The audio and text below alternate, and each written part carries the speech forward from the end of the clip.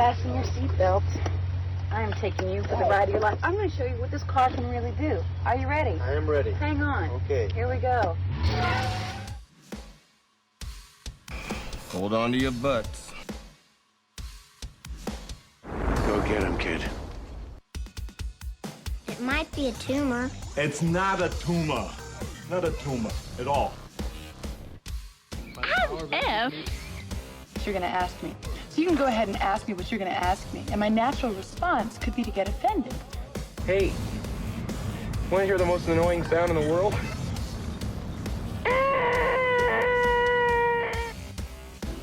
Yeah, well, you know, that's just like your opinion, man. All right. You're listening to the 30-something movie podcast.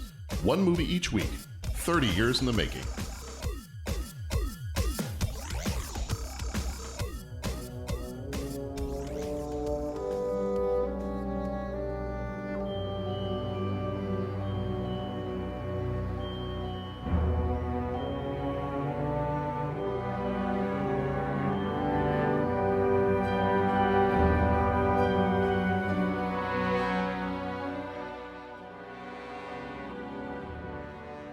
I'm Batman.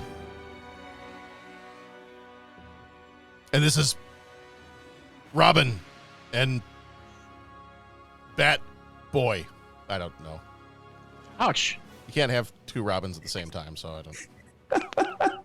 Which one's Robin and which one's Bat Boy? I don't know. Would somebody rather be Duke the Bat Dog? Sure. Okay. All right. One of you can be Robin, and which one wants to wear tights and which one wants to sniff people? I don't know. Our situation has not improved. No, not really. Those are quite the choices you've given us there. The character selections just not go well, Enterprise. No. So, all right. Why don't we just? What do you really think? Why don't we just do this? Why don't we say, I'm John, and this is Bo and Pat. Yo. Hi. That it sounds much better when we go that route as opposed to trying to come up with superhero ideas for ourselves. I'd agree. All right. Well, you are listening to the 30-something movie podcast, and this episode is Batman Returns.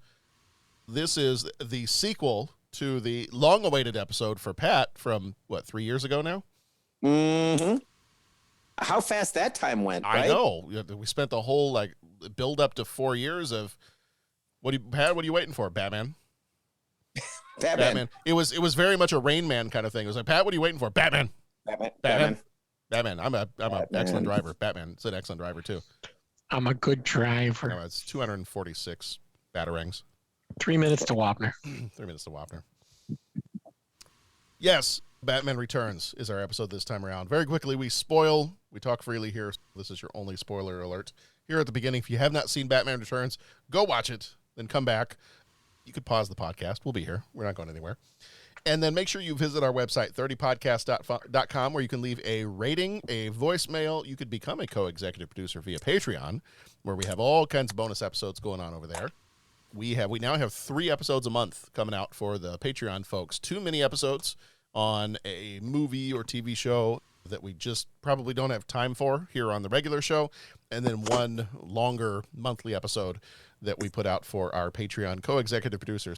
Any level that you want to join us on over there at Patreon gets you access to all those stuff. If you enjoy listening to this show for even as little as like $1 or $2 a month, you can get almost 4 times as much of us. I think everyone will want 4 times as much of us. You do, huh? Sure. More podcasts, more better. I mean, I'm not saying our immediate families are going to subscribe to Patreon, but that's fair. Okay. Maybe people we don't live with want 4 times as much of us. I don't know that. I'm just guessing. We seem to be popular in Europe. Maybe people in another continent want 4 times as much of us. Okay. Is it distance? Is it distance makes the heart grow fonder? Is that what it is? I think that could quite possibly be it. That might be why we're more popular in Europe. And Oklahoma.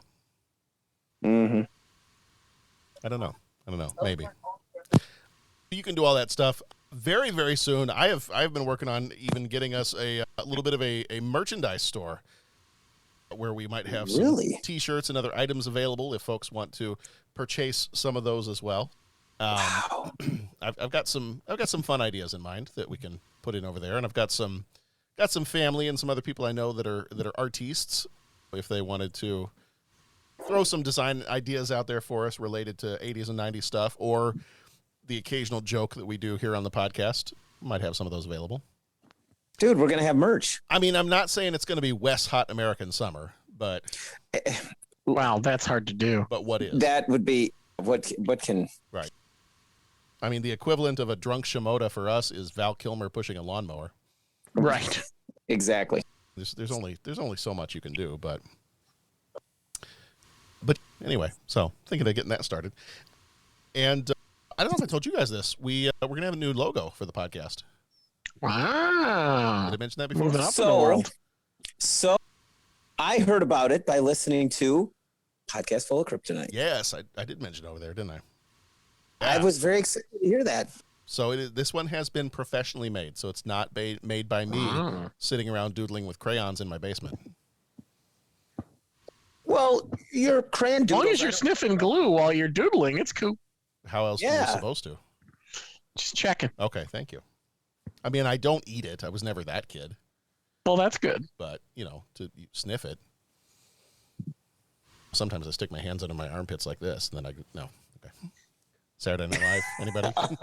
Yep. Anybody. I'm there. Yes. Thank you. We're with you, man. Superstar. Okay.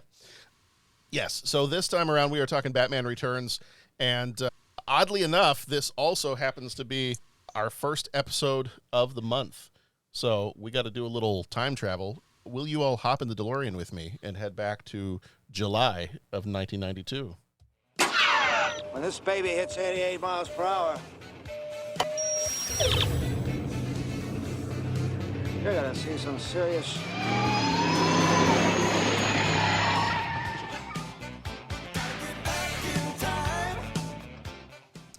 All right, July of 1992, the top news in July 12th, Axl Rose was arrested on riot charges in St. Louis stemming from a concert on July 2nd. Okay. This is also the reason why my mother ended up throwing away all of my Guns N' Roses t-shirts. Because, so this was July of 92. We had already moved over to England by this point. I had been introduced by some classmates to Guns N' Roses, which then started the entire obsession. And while we lived over there, I think I had there used to be a huge record store, a Tower Records record store in Piccadilly Circus in London. And that is where we would end nearly every trip to London. We would go to the city probably at least twice a month, and we would end our trip there every single time. That's the last place we would go before we'd hop on the train and go home, because my dad always needed some kind of an excuse to buy CDs. So we went there. So that is where I got my first couple of Guns N' Roses shirts. My mom was not super thrilled because they had all the skulls on the front of it, all that good stuff. My dad was like, hey, look, my mom didn't want me to buy Beatles albums. This is just the next thing. So it's fine. Let the kid have a Guns N' Roses shirt. So I did.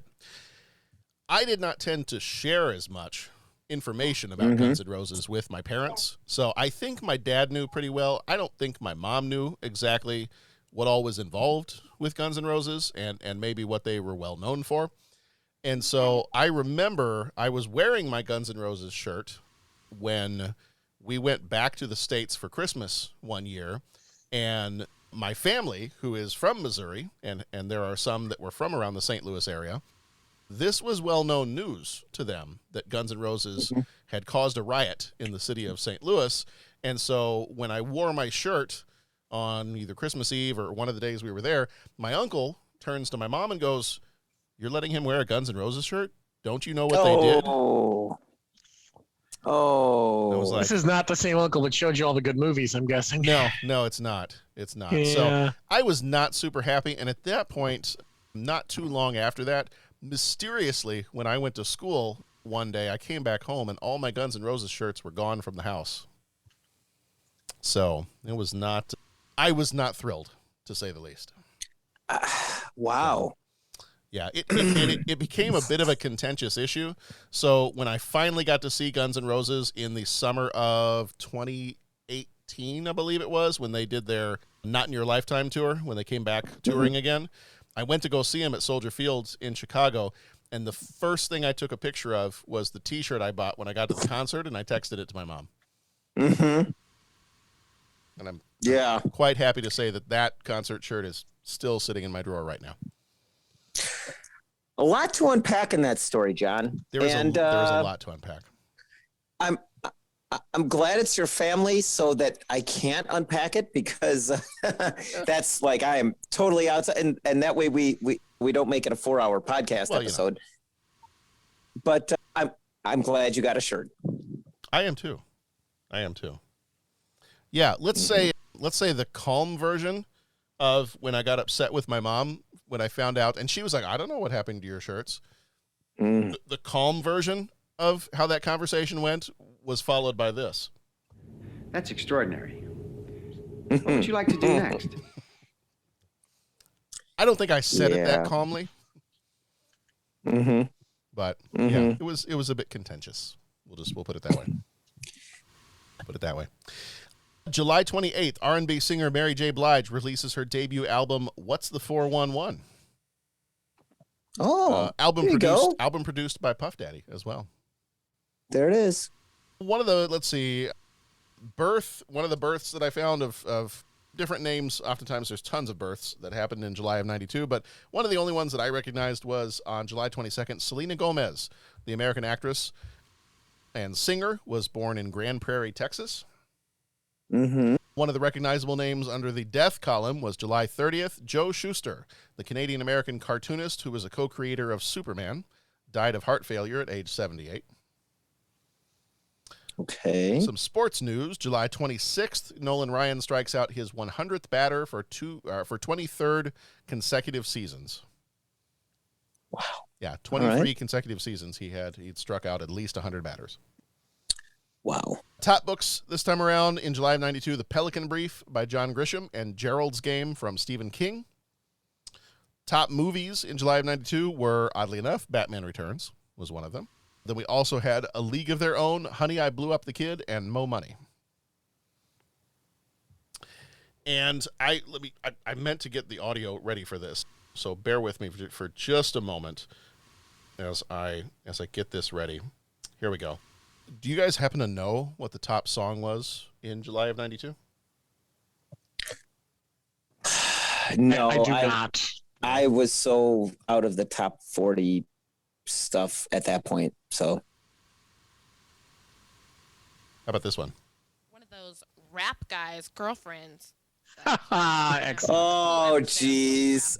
Of course it was. They only Of course talk it to her was. because she looks like a total prostitute. Okay, I mean her butt is just so big. I can't believe it's just so round. It's like out there. I mean, gross. Look, she's just so black. I like big butts and I cannot lie. You other brothers can't deny that when a girl walks in with an itty bitty waist and a round thing in your face, you get sprung. Wanna pull up tough 'cause you notice that butt was stuck. That's about as much as we play in the car when I play it with the kids too. So we'll stop right there for now. However, the old SingStar karaoke game on the PlayStation 2 had that song on there. Nice. It was sung many times. And That's there was awesome. And there was much rejoicing. Yay. Hey. All right. Do you guys have anything else? Do you remember anything else from July of 92 that is newsworthy? No. July of 92. Reaching back into the recesses of your mind to see if you can remember anything? No. No? The dusty, Okay. Some clogged resources of my mind. some cobwebs in the dark little corners back there? Okay. All right. Well, in that case, let's go on to Batman Returns. So our movie this time around is Batman Returns. It came out on the 19th of June, 1992, rated PG-13 with a runtime of 2 hours and 6 minutes. Directed by Tim Burton, who did Edward Scissorhands and Beetlejuice. Writers for this one were Sam Hamm and Daniel Waters. Hamm did the story. Waters did story and screenplay. Hamm wrote for the TV series Mantis and the movie Monkey Bone. Waters did Heathers and Hudson Hawk. Producers were Tim Burton and Denise Denovi. Burton did Frankenweenie and Corpse Bride, and DeNovi did The Heathers and Ed. Music was done by Danny Elfman, who did Men in Black and Beetlejuice. Cinematography by Stefan, I'm going to mess up the pronunciation of that one, Kapsky. When a name starts with a CZ, how do you pronounce that? Carefully. Okay, that's what I thought. His name is spelled Czapsky. So I'm going to go with Kapsky. I'm probably very wrong on that. I'm assuming it's possibly Polish or something like that. But I butchered it. So I apologize to Stefan. He did cinematography for Vampire's Kiss and Ed Wood. Editors for this one were Bob Badami and Chris Lebenson.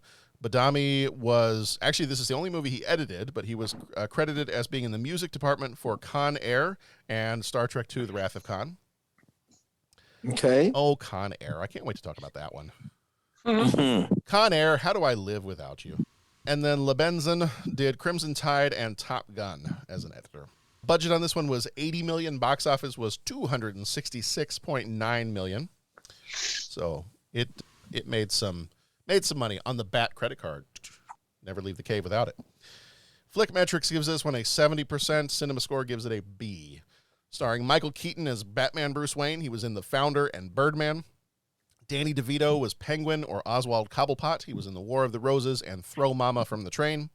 Michelle Pfeiffer was Catwoman. Selena Kyle, she was in One Fine Day and Dangerous Minds. Christopher Walken was Max Shreck. He was in Pulp Fiction and The Deer Hunter. Michael Goff, who died in 2011, played Alfred. He was in Top Secret and Sleepy Hollow. Michael Murphy played the mayor. He was in Manhattan and Nashville. Christy Conaway played the Ice Princess. She was in Doc Hollywood and Time Cop. Andrew Briniarski played Chip. He was in Hudson Hawk and The Program. Pat Hingle, who died in 2009, played Commissioner Gordon. He was in The Quick and the Dead and Hang 'em High. Vincent Schiavelli, who died in 2005, played the organ grinder. He was in Amadeus and Ghost. In order to permanently depose the Batman, the terrifying Penguin, who dwells in the Gotham City sewers, teams up with the evil, shock-headed typhoon Max Shreck. Selena Kyle, Shreck's reticent assistant, discovers the truth, but when Max Shreck decides to kill her, she transforms into the seductive Catwoman. She joins forces with the Penguin and Shreck to take down Batman, but when she faces the cape-wearing vigilante, surprising sparks fly. Here is the trailer, and we'll be back in just a moment.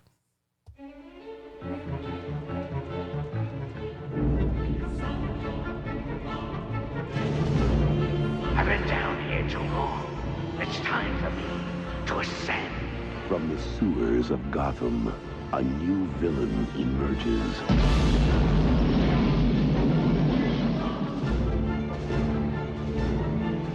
You didn't invite me, so I crashed!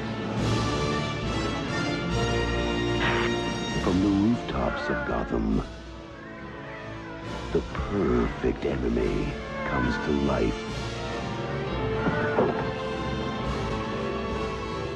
I am Catwoman. Hear me roar. Yeah.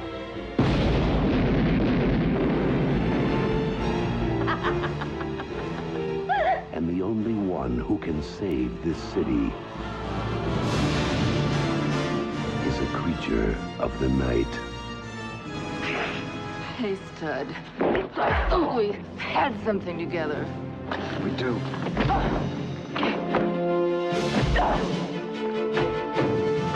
While she craves a romance she can sink her claws into, You're catnip to a girl like me.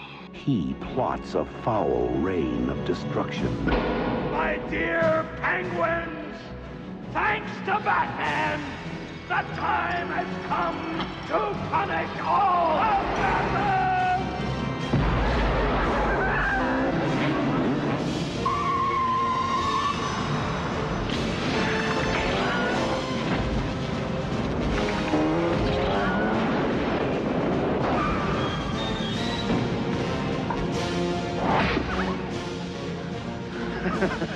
You missed.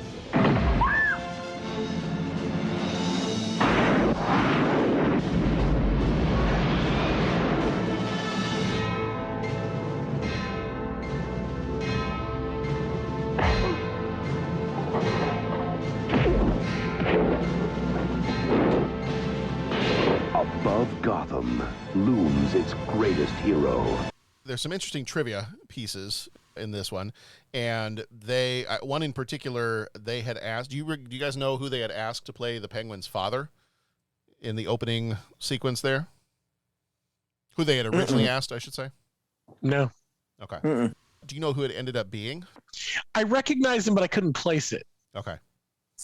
So the Penguin's father at the beginning of the movie, if I said, "Au revoir, Simone." Oh, wow. It's Pee-wee. That's nuts. Oh, my gosh. Tequila. Yeah, so it ended up being Paul Rubens, ended up playing him. They originally asked Burgess Meredith if he would play the Penguin's father, the original Penguin from the 66 TV series. That would have been awesome. It would have been awesome. That would have been really cool. He was too sick at the time, so he was not able to do it. But I think that would have been absolutely awesome. That would have been a cool touch. Jack Nicholson actually helped convince Danny DeVito to take the part because he had done so well as the Joker in the '89 Batman that he and DeVito were friends, and he said, "Look, you'll have fun with this. You'll make really good money with this, so go ahead and do it." Yeah. One of the other funny things about the Gotham City sets, the sets themselves were mobile. They were movable, so they could put them in different configurations depending on what outside scenes they needed. And the trivia thing on here said that Michelle Pfeiffer got lost constantly trying to walk around the set for each day of filming. Really? Just because it kept changing? It's the same spot, but it kept changing. That's nuts. That could do it to you. That could do it to you. And there's a ton of other trivia stuff here, but one of the last ones I was going to share here was that Stan Winston, who his company had done the creature effects for this movie, in an interview, Stan Winston said that his crew would go around collecting the mechanical penguins after they had shot scenes for the day. And there was a mixture of mechanical and live penguins for this one. And he said it was like one of the cutest scenes ever. One of the live penguins had snuggled up and fallen asleep next to one of the mechanical ones. Aww. That's pretty fun. Like that's kind of adorable. Penguins are one of my favorite animals, so I think that is. That's cool. That warms the cockles of your heart. It does. Right. And here's one more. The penguin makeup took about 3 hours to apply every day. So okay. So I guess one of the things Danny DeVito did was because it took 3 hours to put the makeup on every morning. He had a Laserdisc player and a television put into the makeup trailer, and he brought in all of his favorite movies so he could just watch them in the mirror while he was getting his makeup done. That's funny. Yeah. That's funny. Oh, I get. All right, now fine. This is the last one. Okay, I start sounding like Leo Getz. Okay. This is the last one. Okay. They had a really hard time shooting scenes with the monkey, where he has to deliver the letter from Batman to the Penguin saying, "Sorry, your Penguin army could not come to the party. They respectfully decline," or whatever it was. They had a hard time shooting that because the monkey was terrified of the Penguin's makeup. Oh, so every time they tried to shoot the scene of the monkey delivering the letter, he would get terrified and run away. Oh, that's funny. All right, so we've got some major moments here in the movie. I've got some of these will go pretty quickly. I've got about 7 of them this time. And our first major moment is the birth of the Penguin. So in this scene, we get the Penguin's backstory pretty quickly. He was abandoned by his parents, one of which was Pee Wee Herman. But he's abandoned by his parents because he's born deformed, and they keep him in a little cage, box kind of thing. He eats the family cat, all kinds of other stuff. And so it's a little bit of a... We want to say it's a creepy Moses story. He gets put in the basket and floated down the river and then is raised by penguins. Right? So it's like a weird, creepy, twisted Moses story. Well, there you go. I don't know. Let my people know. I don't know. I was trying to come up with something. Well, no, that was good. Maybe, adjacent, right? Maybe not quite a sure Moses adjacent. Maybe that's what it would be more like. Okay, all right, Moses adjacent makes sense. So we have the birth of the Penguin, and pretty quickly there are some times where it gets mentioned that it's kind of like the alligators in the sewers, but this time in Gotham, it's the Penguin Man in the sewers, and it's this kind of urban legend that's popped up in Gotham City.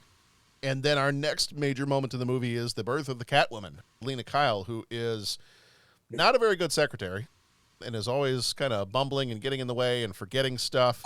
And she does when the Triangle Circus Gang is what their name is, when they attack at the beginning of the movie during that sequence where Max Shreck is giving a speech, the mayor is giving a speech, and she forgot to get him his speech, so she was running downstairs to get it to him. She gets attacked and captured and meets Batman for just a moment. And we have, from one of her captors, is it Chekhov's taser? That's what we'll call that one. Sure. Because it will come back in Act 3. So she does pick up the taser from the guy and ends up holding on to it. But she's not really, this is kind of her first moment of getting back at somebody who wronged her. And later on, when she gets pushed out of the window by her boss and is revived by the cats, the neighborhood cats that come running by, that is kind of ultimately the birth of the Catwoman, in which she makes a complete 180 and now is no longer the shy secretary that she was before, bumbling secretary. We got to talk about, even though we've talked about the birth of the Penguin and birth of the Catwoman, we got to talk a little bit about Max Shreck here for just a moment, because he is he's kind of the villain behind everything. Even though Catwoman and Penguin are our supervillains, he is kind of the villain of the story. And in classic 80s movie sense, he is the wealthy businessman that wants to consolidate his power to gain more power. He's got some scheme in mind to get more power, more wealth. And so Christopher Walken plays Max Shreck, and he's, as Christopher Walken always does, he is absolutely great as a villain. Yeah. Yes. I mean, from the white hair to just all of his mannerisms, and yeah. He's a fun villain in this one. He is quite amazing. Let's see. So as we get a little bit further on, Max ends up meeting the Penguin, ends up kind of getting lured down into the Penguin's lair, and ends up meeting the Penguin, and they kind of get the idea that maybe Max can use the Penguin for some of his schemes to build this power plant in Gotham City. And, you know, the mayor is maybe not so in line with some of his plans, and so he starts to get this idea that, well, what if I take somebody like the Penguin, who they figure out later, a little bit later in the movie, actually comes from a wealthy family, that his name is actually Oswald Cobblepot. What if I could use this guy, and he could be my little puppet mayor, and I can have him run for office, I can finance the whole thing, and once he gets in, he will do whatever I want him to do. So this is going to be my little guy here that's going to do everything for me. Right. Catwoman shows up, blows up Shreck's store, and that's the point at which, on the street corner right outside the store, that's when the bat, the cat, and the bird all meet each other for the first time. And it's kind of determined by both the cat and the bird that they don't so much like the bat, and he's getting in their way to do all the things they want to do. And so they have the classic villain team up to try to stop the hero. And so they kind of make some decisions on how they're going to take Batman down, and not even necessarily take him down, but just take him down a notch by having him framed and have him look like the villain for a change. So I know our deep thoughts comes a little bit later on, but there are a couple of things I wanted to comment on as we go through some of these major moments. And I'm just going to ask this one. I wasn't quite sure how to go about asking it delicately. Yes. Let me think. Yes, the answer. Is there too much innuendo in this movie between the villains? And awkward innuendo? There's a lot of awkward innuendo. I would like more of a clarification on what is too much. Anything that the Penguin says. Ah, you mean he's a dirty, dirty, dirty bird? Yes. Yes. Yes. That's the best way to put it. Yeah. There are just moments where comments are made, and they're made at just completely the wrong times. Like, it's not even, what is it? He's at the end of the movie, and he's giving his speech to the Penguin Army, and he talks about the people of Gotham and their erogenous zones being blown sky high. What? He's a strange bird. What can I say? Is it because you were never hugged as a child? Maybe. Because penguins, they've got those flippers. They can't really, like, give you a hug, so. It's true.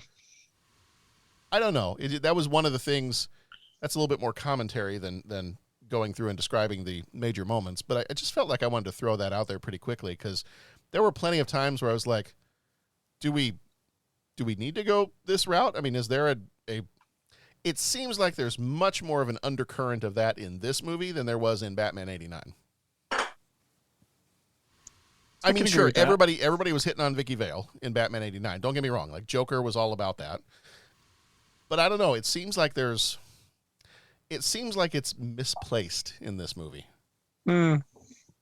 You know, I don't understand why that aspect of the potential relationship needs to be there between Penguin and Catwoman. I understand it for Catwoman and Batman, because that's almost always been part of their relationship, whether it's hero and villain or whether they're actually, in the comic books a couple years ago, they almost got married, and they've had kind of an ongoing relationship in the comics. But I don't know. It seemed very strange for it to come on as strong as it did between Penguin and Catwoman. I don't know if you guys noticed that as much as I did. Did it go both ways, though? I only saw it as going one way. I mean, she played into it to manipulate him a little bit. Yes. But not as much as he did. She wasn't looking to bump uglies with the Penguin, if that's what you're saying. At least that's not how I saw it. And I mean, we're talking pretty ugly there. Hey, he's a dirty bird. What do you want me to say? It's true. Yeah, I don't know. I didn't know if anybody else noticed that quite as much as I did. There was a lot. I think, I guess the easiest way to say this is I think we're a little desensitized to it sometimes. Or I am, anyway. So I don't know if it tripped any of my alarm bells, but there certainly were a lot of them. Okay.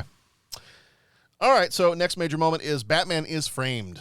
They end up getting the Ice Princess ends up on top of a building, and they kind of arrange it so that a Penguin unleashes a bunch of bats that cause her to stumble backwards and fall off the building and to be killed.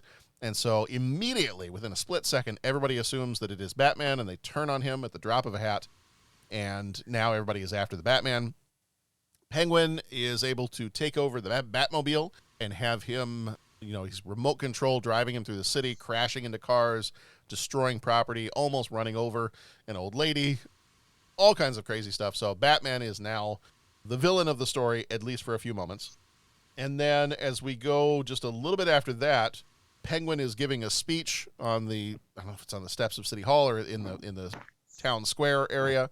And Batman is able to take some of the audio from what Penguin was saying when he was driving the Batmobile and turn that around, because he said some things like, I'll deal with these sniveling Gotham puppets, and I'll play this city like a harp from hell, and all this other stuff, and immediately everybody turns on him, and somehow there must have been a farmer's market like right around the corner.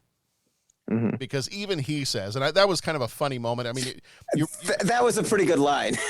Because you're watching this movie, and if you were taking some of this a little bit too seriously, and for a moment I was, because I forgot he had that line that happens right after it, and everybody's throwing the tomatoes, they're throwing the heads of lettuce, and I'm sitting there going, really?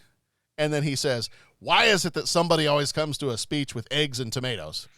And I'm like, all right, I will cut you some slack there, because you had that line right there, and that was pretty good. So I'll let you have it this time, but. Mm-hmm. After that, just this time, Shreck has his party. He is ultimately kidnapped from his party, and then we have the whole scene of Penguin wanting to get back at the people of Gotham by luring in their firstborn, I think it was the firstborn sons of every family, and he sends out his Penguin army to do that. Ultimately, Batman is able to take control of the Penguin army, kind of bring them back to the zoo, and then they start firing off all their missiles, and they blow up the Gotham Zoo. The Penguin is ultimately taken out. Catwoman confronts Max Shreck, brings back Chekhov's taser, and with a kiss, which is, I hear, is deadly if you mean it, and apparently she meant it, because she gives him a kiss with the taser, and that ends up making, Max gets a little crispy by the end of that. And the hair, his hair might have turned whiter. I don't know. But, yeah, he got a little crispy there. And then that's pretty much the end of the movie. So we wrap up with, it is assumed that Catwoman may be dead, but there is no body. Only Max's body was there. It is definitely assumed that the Penguin is dead because he kind of collapsed close to the water, and he had his little penguin pallbearers drag him into the water there at the end of the movie. And so it's assumed that all this is kind of wrapped up, and we see at the end of the movie, Bruce is there with Alfred in the car, kind of a repeat of what we saw at the end of the 89 Batman. But this time he thinks he sees Catwoman run by, ends up walking down the street a little bit, and finds, what was her cat's name? Was it Miss Kitty? Was that the main black cat? Right. I think it was Miss Kitty. Which I think was also a throwback to the 1966 Batman, because I want to say that Catwoman went by the name Miss Kitty sometimes when she was, I know in the Batman movie from the 60s, she was, one of her alter egos was Miss Kitka, and I feel like one of her other alter egos might have been Miss Kitty in the old show. I'm not 100% on that, but I feel like it was. Well, I know one of the Catwoman was Eartha Kitt, so that just plays into all that stuff. Right. And so the final scene is Batman then picks up Miss Kitty, is probably going to adopt her and take her home. So everybody's getting a new cat around these players. Huzzah! Parts. Huzzah! Cats for everyone. And we end the movie with a Merry Christmas, you filthy Alfred. And that's the end of the movie. We then we go up to the tops of the buildings. We have the Batman theme playing. We have the bat symbol goes off, bat signal goes off, and then all of a sudden Catwoman's head kind of rises up from the bottom of the screen, so we know that she is still alive. So she's not quite dead. She's back. She's not quite dead. She's feeling much better, and she might go for a walk. So those are the major moments. Did I miss anything? There are some other in between moments here and there, but I kind of figured those will come out as we talk about our deep thoughts. Were there any other moments you wanted to shout out for the movie? I don't know. I think that was all the high points. Okay. I'm sure deep thoughts wise, we'll talk about the Bruce and Selena relationship and some of that stuff. So if you had anything else, we can go from there. But all right. I think it's time for some deep thoughts. And now, deep thoughts.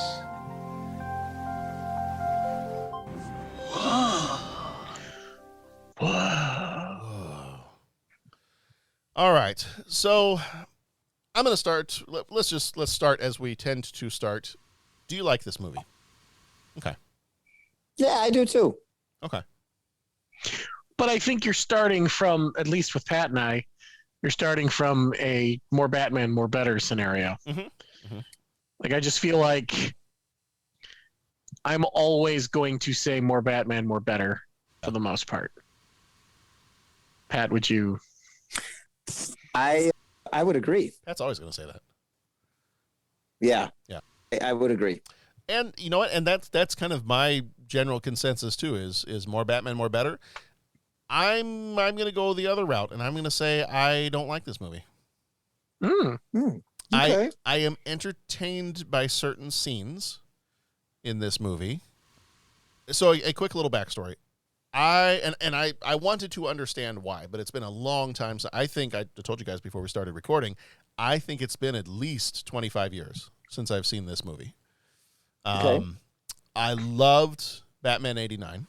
And even to a certain degree, I do like Batman Forever.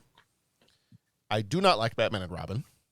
I just about cannot stand that movie. There are a few tiny little scenes here and there that I do appreciate in that one, but I do not like that movie. Batman Returns, for some reason, and I do not recall why, when I saw that movie as a kid, and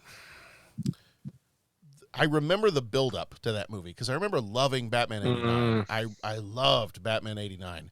And I remember the build-up to this one. the merchandise that was merchandising that was in the fast food places, and the toys and the lunch boxes and the everything that went along with the action figures, all that stuff. The build up to this movie, I was so excited for it, and I cannot tell you why. But even as an 11-year-old kid, I remember sitting in the theater watching this movie going, what the heck is this? I don't know why. So having not seen it in 2.5 decades, when I sat down to watch it this week, in the back of my head, I'm like, it's been 25 years. I need to cut this movie some slack, and I need to watch it as much as possible. I need to try to watch this with fresh eyes. So I decided, you know what? I'm gonna forget whatever I thought I felt about this movie, and I'm just gonna go in thinking, hey, it's a new Batman movie. I'm gonna watch this as a new Batman movie. I love Batman 89. I love Michael Keaton as Batman and Bruce Wayne. So let's do it. Let's watch this thing. I put it on, and honestly, within about 5 to 10 minutes, in the back of my brain, I thought, okay, I don't think I could articulate it as a kid, but I think I know that I still don't like this movie. Okay. And I wanted to. Like, I wanted to watch this movie, and I wanted to tell myself, yep, you were just, I don't know, as a kid, maybe you latched onto something, and it was something stupid, and you just, for some reason, you didn't like it. And it's hard to put yourself in the mindset of a kid, but know that what I'm about to say is weird as... No, it's not, Bo. I can do that if I want to. Know that what I'm about to say, you've heard my experience with Gremlins, where the original Gremlins still kind of freaks me out because as a child, it freaked me out so bad. Yeah. So I'm coming at this from a place of somewhat understanding. Do you think by chance that the Penguin and the Sewer was just a little too dark as a child? And it left this something behind that you're still processing? It wasn't darkness. I thought the Penguin in particular, I just thought he was stupid. All right. I did not like him as a villain. Even as a kid, I was like, oh man, I love the Joker. And Catwoman's okay. Well, I will admit him coming behind the Joker is that's a tough go. That's tough. I'll give you that one. So I don't know, but okay. I will try to, and I don't want to monopolize. Just curious. I'm just sort of. I don't want to monopolize our conversation here, but I will, because I will ask her in a minute, like what works for this movie and what doesn't work for this movie. I guess I'm already kind of jumping into my what doesn't work for me. What doesn't work for me in this movie is I feel like, having watched it this time, the things that I enjoyed, even as a kid, the things that I enjoyed about Batman 89 is that for the most part, it was fairly realistic.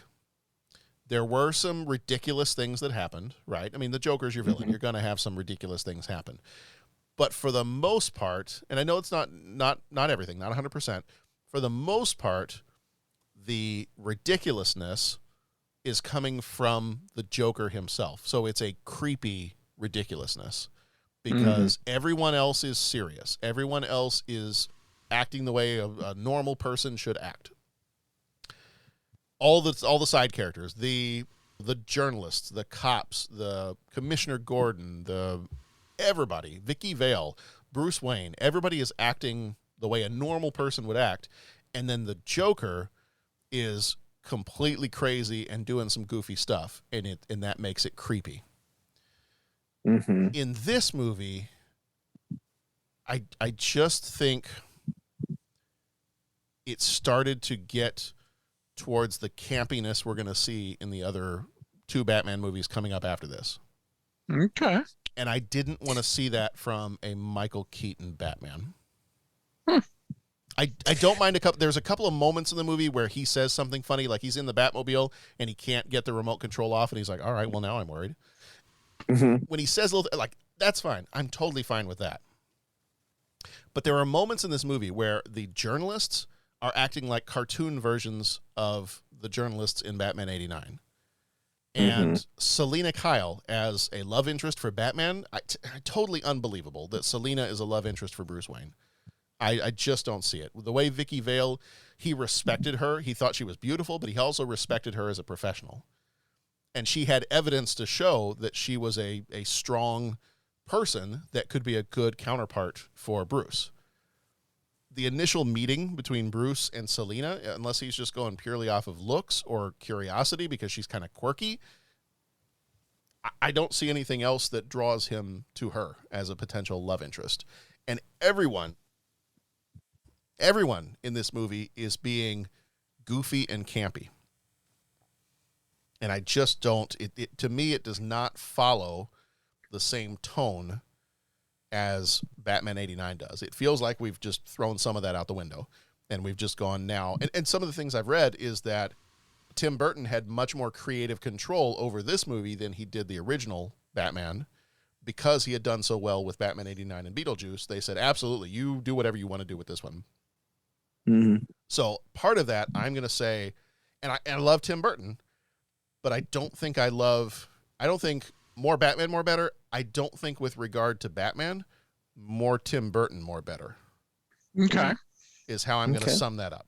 I think maybe if there had been and I hate to say this, and I almost would never say this about any other thing or movie. I think maybe a little bit more studio control in this one would have maybe helped keep it in line with the tone of the original Batman 89. That's funny because the first thing I thought when this movie opened, it's like, okay, this is a Tim Burton movie. For minute one, this is a Tim Burton movie. You feel it. The grotesque Gothic architecture, the camera move through the beginning. It's Tim Burton. It's there. This is him saying, hello, you are sitting into my world now. Right. And I love that. I love that part too. I just don't think I like, I'm going to use quote fingers here.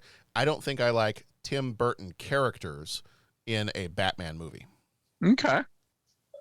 Because these people were, here's a good way of putting it. Everyone in this movie became a character from Edward Scissorhands. Okay. And to me, that even as a kid, I don't think I could articulate it at the time. To me, that doesn't seem to fit with Batman 89. And that's where I think I was disappointed. Okay. All right, I'm going to stop talking. What works for you guys?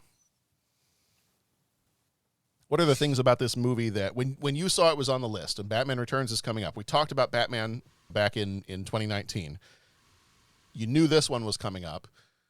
What were some of your first thoughts when you're like, all right, Batman Returns, let's go? The toys. I always like the Batman toys. Yes. And he's got some cool ones in this one. The programmable Batarang that hits a bunch of people. The sewer skip that like rolls up on the tunnel and rolls back down. That's pretty sweet. The scene with the Penguin remote controlling the car, like that little back and forth banter with them is kind of fun. It's Danny DeVito, who I have a soft spot for.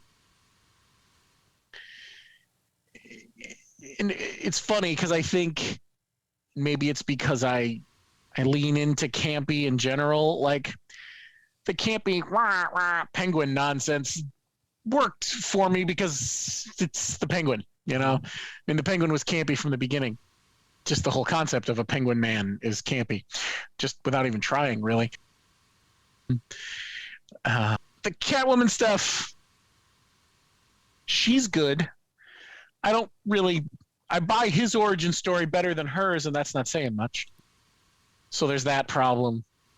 But we're talking about what works. Michael Keaton will always be probably my favorite Batman, so that helps. I like the Alfred relationship in this one.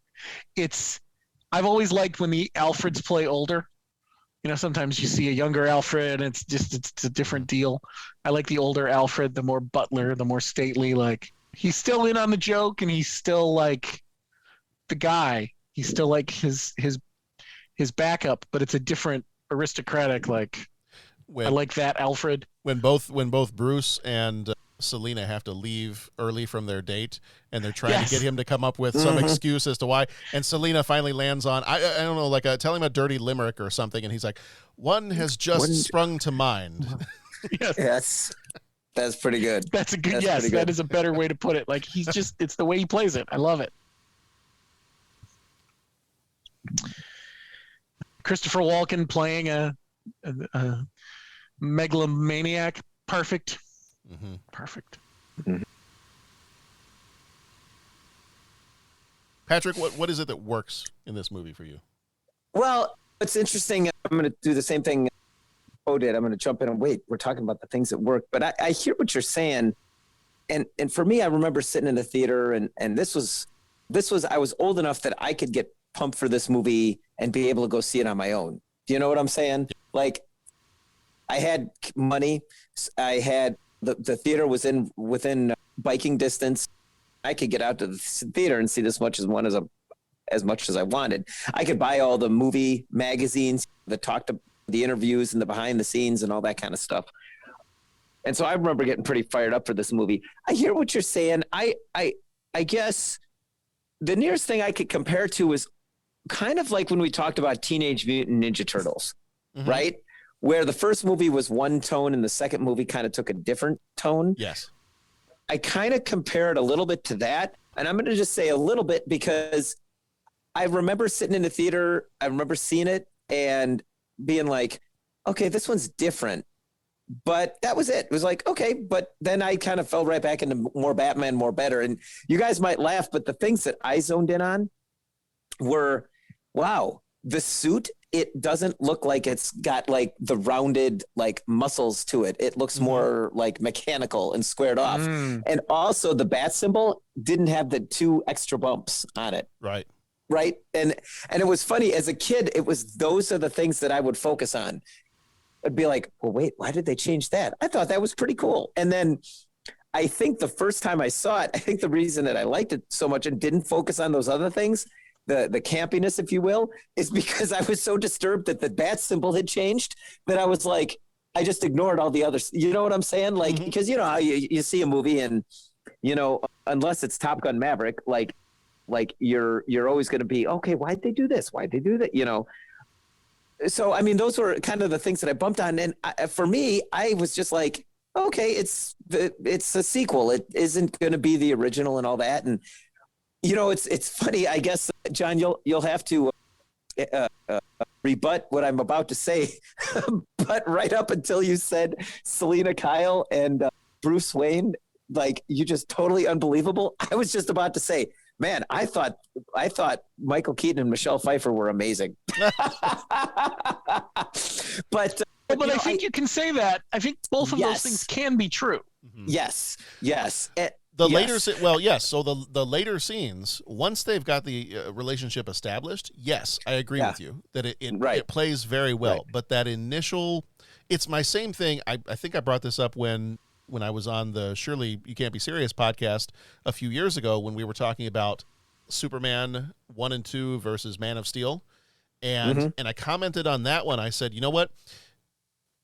It works when you get into it, but I said the whole, as much as I love Christopher Reeve and Margot Kidder as Superman and Lois Lane, but when I look at that, I don't understand initially what Superman sees in Lois Lane. In that Lois Lane, because she's shallow, she's superficial, she's like all these things that I can't imagine Superman actually being attracted to that person. Other versions of Lois Lane are not quite like that. Like they are a little bit more. There's more. I don't know, the optimism. There's more. It's not so much being very superficial and self-centered, which is when I rewatch the Christopher Reeve Superman movies.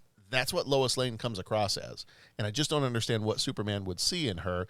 And same thing in this one. When Bruce and Selena first meet each other, she's not even, I guess once she has become the new Selena after she's killed, I mean, Bruce has this like dumb grin on his face the whole time she's in the room.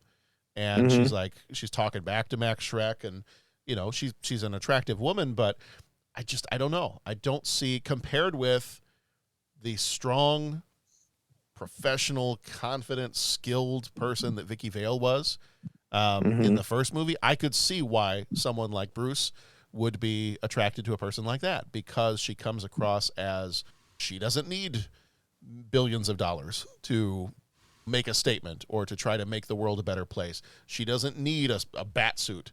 You know, she does this through her photography. She is an artist. All these things.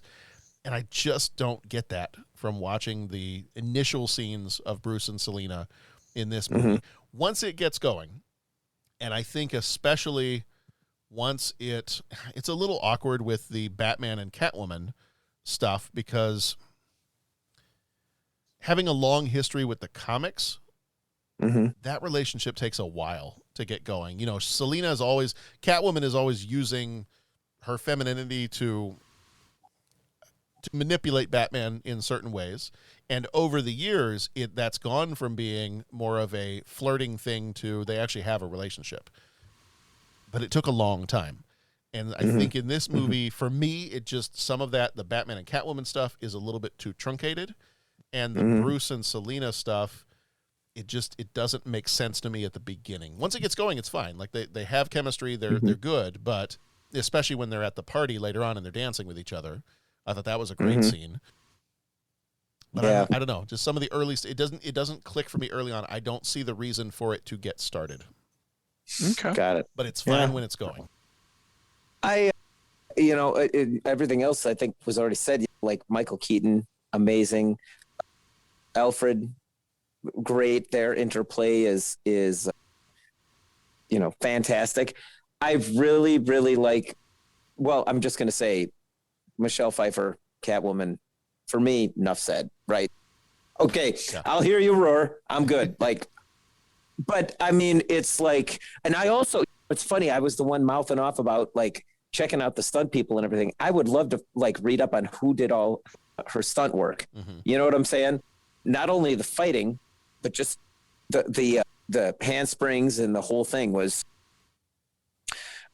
great. So I that's, as soon as we're done with the pod, I'm gonna look that up and see who the stunt people were for that. But no, I thought she was amazing, and as Catwoman, Danny DeVito was great. I love Danny DeVito. So this was kind of like a different type of role for him, right? You know, he's not a 3-hour in the makeup chair kind of guy that, at least in his other, he would do other movies. So I thought, especially for something that maybe isn't kind of what he would normally do, I thought that was stinking incredible.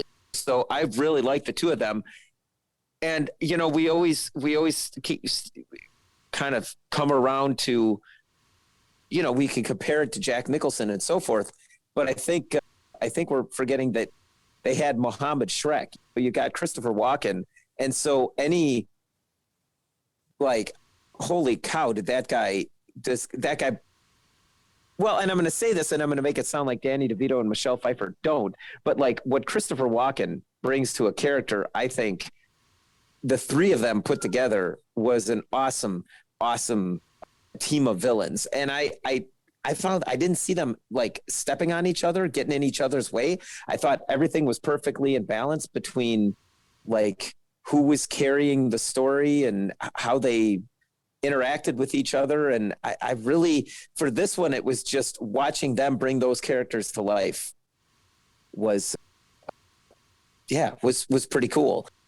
The ending was a little bit different, and then it wasn't some big rock'em sock'em fight, but still I thought it was pretty I thought it was pretty awesome. I thought it was cool that the way they kind of left it open, even though they kind of, Batman was going to be taken over by a different look and everything by the time we get to the next Batman movie. But yeah, I guess those are the things that really worked. It's just the actors that brought these characters to life. And, it leaned more, like we said, into the campy, into the, I'm going to say comic book, but, I don't read the comics and I didn't read the comics that much. So I might be totally off base by saying it. It led a little bit more into, okay, how come you got licked by a bunch of cats and now you're this phenomenal martial artist? Right. Okay, how come you have penguin pallbearers? Okay, that doesn't make any sense. Okay, but it's what the heck? I was just that's just the way they're doing the movie, and okay, Yeah, that's what worked for me. And I mean, the Batmobile, you got a lot of great scenes with the Batmobile in there, which was a lot of fun. And I'm going to cycle myself right back up. Like, Michael Keaton is just amazing as Batman. We get Alfred, can you bring the antiseptic? Are you hurt, sir? No, no, not really. Yeah. It's. So to answer some of your questions that you brought up, the name of the stunt double for Michelle Pfeiffer was Trisha Peters. Okay. And she did most of the stunts for Michelle Pfeiffer, except the one thing I found out is Michelle Pfeiffer was much better with the whip than her stunt double was. And so I remember hearing that. Okay, go ahead. So Tim Burton was like, no, let her do it. She is much better at that than the stunt doubles are. Her motion is just much more graceful. It's more fluid. She's more accurate with the whip than the stunt people are. So leave her in. Let her do the whip scenes where she's whipping off the heads of the mannequins and all that. But otherwise, Trisha Peters is the name of her stunt double, and she did some stunts in Batman Forever. Okay. If you look on her IMDb page, there's a ton of other stuff.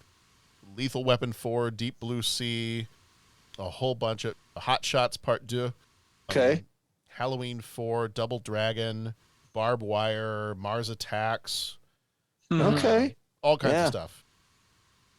Nice.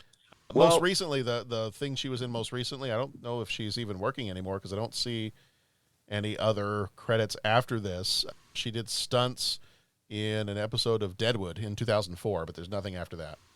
Well, I mean, like I said, that little bit that I read up on when I started studying about people that are like stunt performers, there's only so many years you can put your body through that stuff. Right. Right. And then I think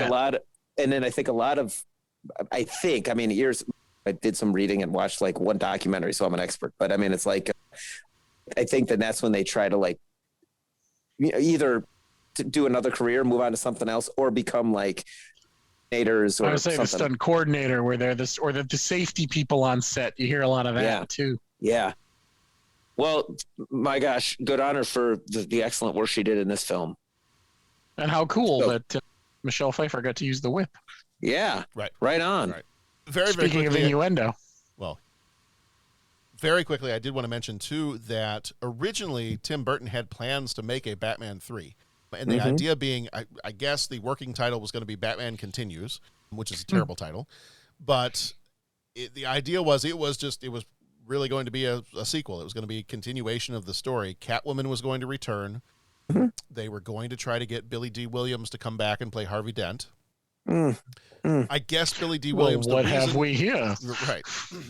What have we here? I have a coin. I'm the administrator of this coin. I will flip it. They apparently tried to bring back Billy D. Williams for Batman Returns, and he either turned it down or had conflicts or whatever. So that's why they brought in the character of Max Shreck, Christopher Walken, to play that character. So they then were going to push it back. He was going to use Billy D. Williams as Harvey Dent in Batman 3, and he was also going to have the Riddler in Batman 3, and he wanted it to be Robin Williams. And so then initially when the third Batman movie got taken over by Joel Schumacher, they kept the idea of having the Riddler, but Joel Schumacher was like, no, I don't want Robin Williams. I want Jim Carrey.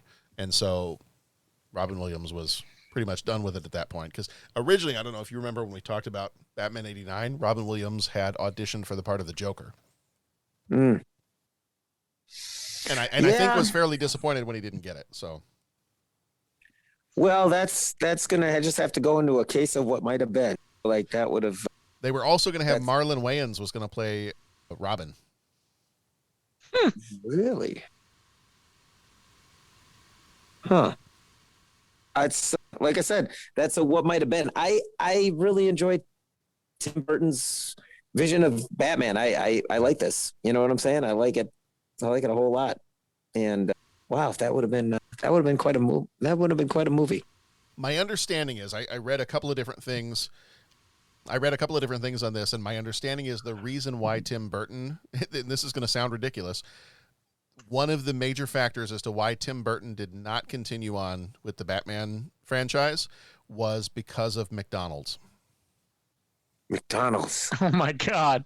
Because they did all the merchandising for these movies, just like they did with the original Batman. And McDonald's, being the large corporation that they were expecting that they would make a bunch of movie off of the merchandising of Batman Returns. And then, because they thought it was going to be a family movie. And then when you had, I found a quote on a website from Tim Burton himself. He says, "I think I upset McDonald's. They asked me, what's that black stuff coming out of the penguin's mouth? We can't sell Happy Meals with that." And so apparently their displeasure at this not being more of a family movie that they could sell Happy Meals for, they were one of the biggest advertisers. They were one of the biggest groups that really kind of pushed back on it. And ultimately, I guess that's why, it's one of the big reasons why Tim Burton did not continue on. Huh. I guess it's a big business. Yep. There was another one I found in a documentary. Let's see, was this? I don't remember if this is. No, it's one of the writers, one of the screenwriters, Daniel Waters. He, in this documentary, he was talking about the early screenings of the movie, and here's his quote for it. Let's see. He said, "It's great. The lights are coming up after Batman Returns, and it's like kids crying, people acting like they've been punched in the stomach and like they've been mugged. Part of me relished that reaction, and part of me to this day is like, oops." So I guess it was a little darker than they had intended. A little darker than the advertisers wanted it to be.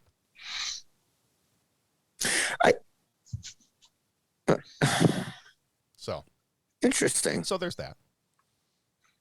I guess I guess I fail to see how it's darker than the original. Maybe a little grosser, right? Like Penguin's a little bit, he's eating a raw fish and the whole thing. And you know what? I probably as a kid watched that and was like, how do you get elected if you're standing right there and eating a raw fish and being super gross? Right. And then fast forward like 20 years later. I was going to say, John, how long do you want this podcast to go? How did that play out? Uh-huh. Welcome to the 30-something political podcast, issue 1. I never was a fan of Garbage Pail Kids, but this had a little bit more Garbage Pail Kid in it than like the first one. But I don't know. And then it's sort of like, well, how old are kids? Like, I might bring Dominic to a movie like this. Just now, well, oh my God, I'm just realizing how old Dominic is. Okay. So yeah. So, I mean, I would bring Dominic to something like this. Daniela, she's a number of years younger. And so, yeah, I don't know.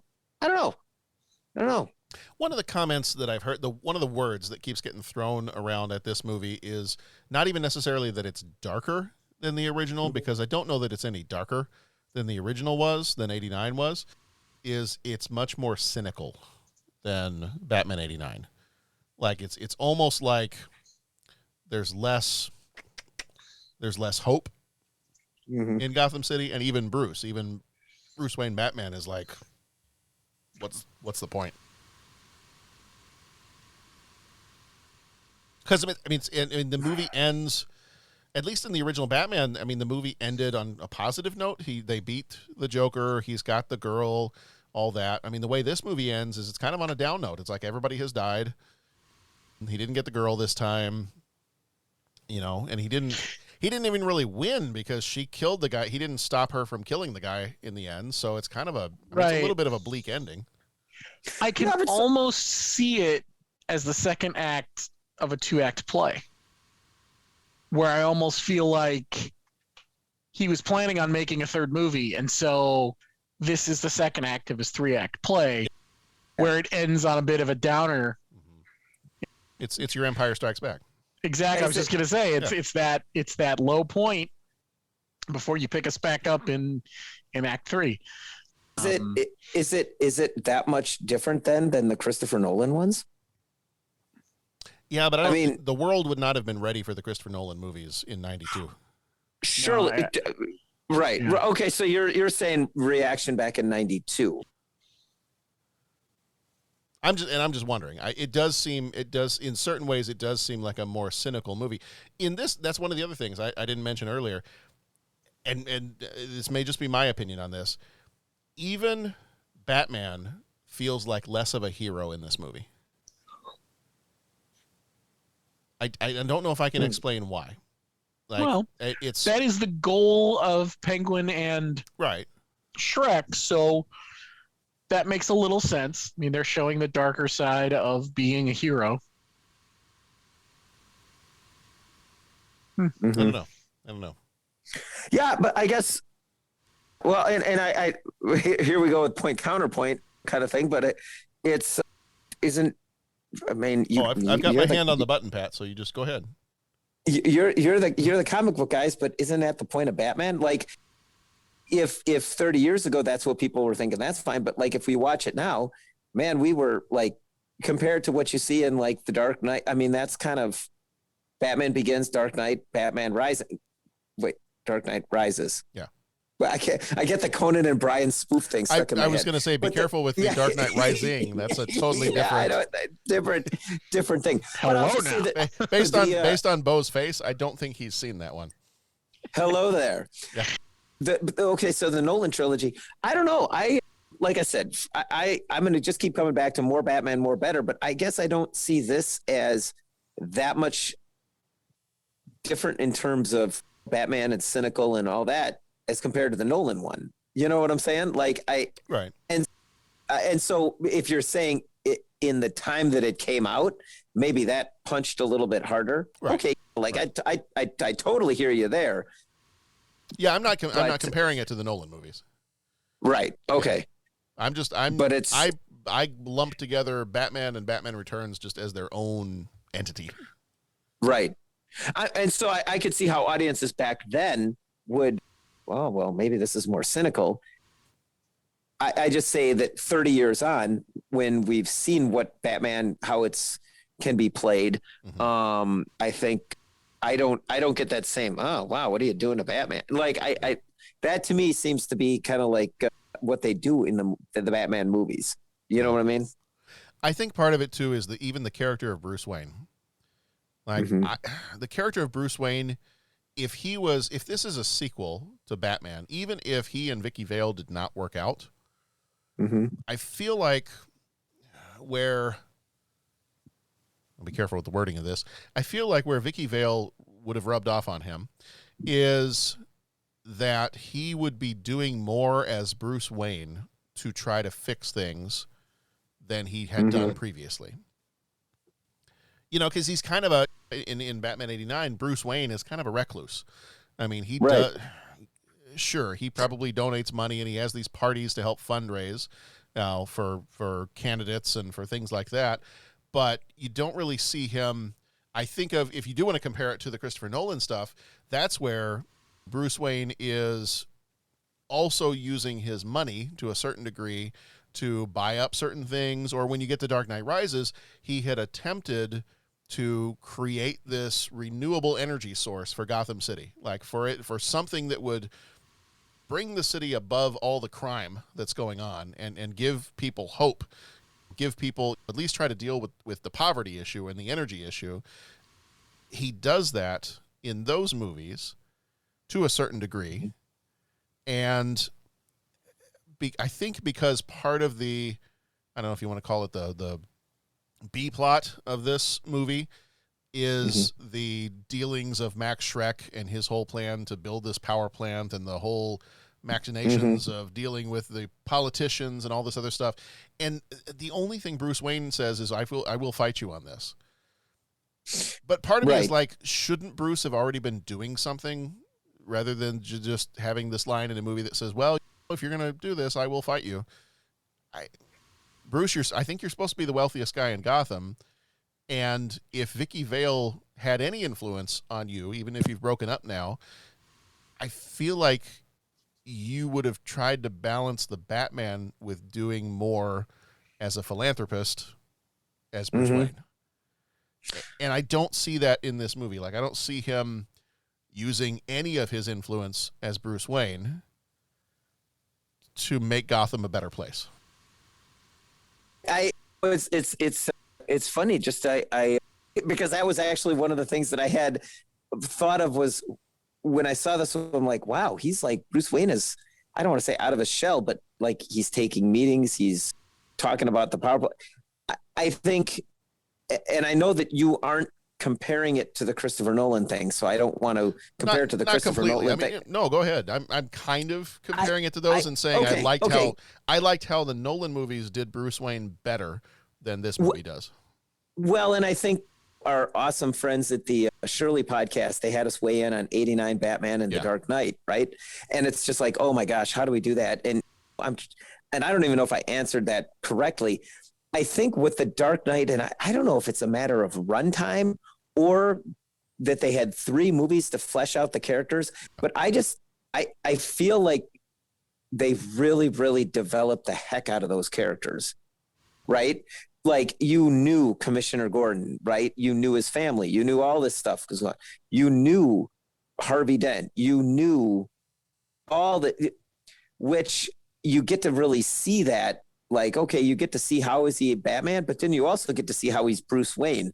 And I don't know. I would need, well, you guys, people that are like educated in film to tell me why does it seem like in the Christopher Nolan trilogy, there's so much more development of these characters. I think that I found those elements in these movies, right? Albeit there's one less movie, so they have one less, movie to work with, whereas the Nolan one had the full 3. I feel like I see those in these movies. It's just that it's quicker, it's more implied, whereas you saw it played out, right? Like you see him show up and as Bruce Wayne, and he's coming in and he's going to take on Shreck for the future of the Gotham, and he's going to fight you on this and all that. Whereas all the things that you listed, you see it played out in the Nolan trilogy. You see him building the generator. You see him sitting on the board. You see him making these moves. Wayne Enterprises has you see Wayne Enterprise. Oh, yeah, that's the other thing. You meet Lucius Fox, right? You see Applied Science. You see all these things. Whereas in this movie, it's just a guy showing up that he's the millionaire or billionaire in town and he's going to take it on. In my mind, it's like it's the headcanon of, okay, there is a Wayne Foundation, a Wayne Enterprises, and I'm sure there's people working for him. And do you get what I'm saying? And so I don't think in my mind, like I said, the way I see it, I don't see that as lacking in these movies. I just see it as not being shown in the movies. To answer your question, if you were to compare the first 2, like Batman and Batman Returns, right. If you were to compare those with, let's say, Batman Begins and The Dark Knight, just the first 2 of the Nolan movies, the first 2 Nolan movies together have about an additional 40 minutes more than what Batman and Batman Returns does. So the Nolan movies, the first 2 Nolan movies clock in at 4 hours and 52 minutes.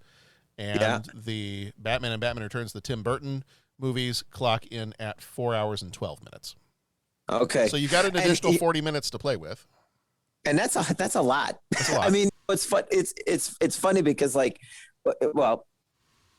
am I? I don't know that I'm the one that should be lecturing on this, but it's like, I always hear you guys talking about, or when we're discussing movies, it's always like, man, if there was just, give me 2 more minutes of this, or give me 3 more minutes of this, or trim, 40 minutes. That's a whole lot of everything. You know what I'm saying? But I do think there were some scenes in this one in particular that could have been cut a little shorter and given you more of that character development. Like, I don't feel like, and maybe I'm wrong in this, but I don't feel like Bruce Wayne, I don't know that I feel like there's any growth for Bruce Wayne in this movie.